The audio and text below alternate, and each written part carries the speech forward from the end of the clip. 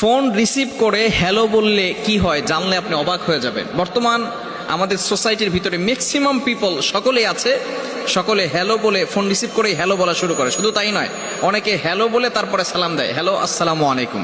খবরদার, এই ভুলটি করা যাবে না। বিশেষ করে এই হ্যালো একটা যে শব্দ, সেখানের মূল একটা অর্থ রয়েছে হেল। হেল মানে কিন্তু জাহান্নাম, এটা কিন্তু দোজক।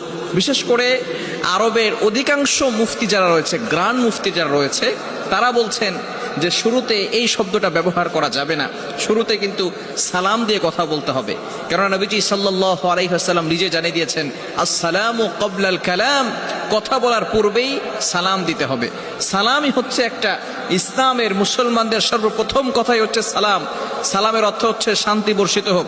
আপনি আসসালামু আলাইকুম বলবেন যে আপনার উপর শান্তি বর্ষিত হোক। এরপরে সালাম একটু বৃদ্ধিও করা যায়, আসসালামু আলাইকুম ওয়া রাহমাতুল্লাহি ওয়া বারাকাতুহু।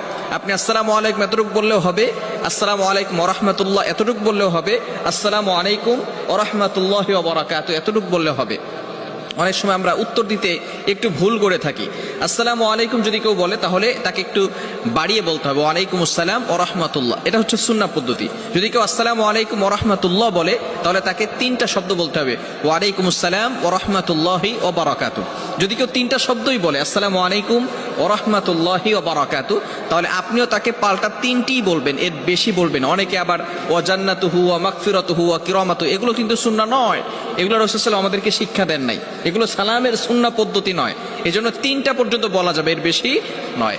এজন্য প্রত্যেকটা কথা বলার শুরুতেই আমাদেরকে কিন্তু সালাম দিতে হবে। এই সালাম কিন্তু সর্বপ্রথম আসমানের আমল।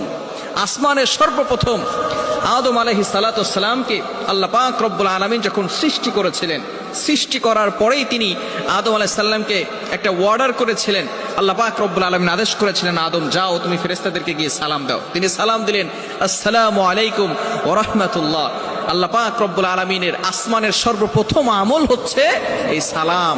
এই সালাম দিলে মানুষের অহংকার দূর হয়, মানুষের ভিতরে যে অহংকার রোগ আছে এই অহংকার থেকে সে মুক্ত থাকে। এবং সালামের ব্যাপারে আল্লাহ তাআলা পবিত্র কোরআনুল কারীমের ভিতরে আয়াত নাজিল করে দিয়েছেন।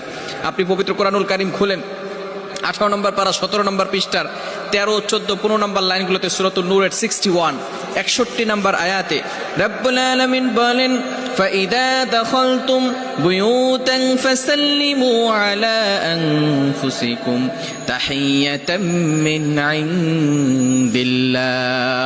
আল্লাহ পাক রব্বুল আলামিন জানিয়ে দিয়েছেন, যদি কোনো ব্যক্তি ঘরে ঢোকার সময় সালাম দেয়, আল্লাহ পাক রব্বুল আলামিন ওই ঘরের ভিতরে বরকত নাজিল করে দেন, ওই ঘরের ভিতরে আল্লাহ পাক রব্বুল আলামিন শান্তির ব্যবস্থা করে দেন।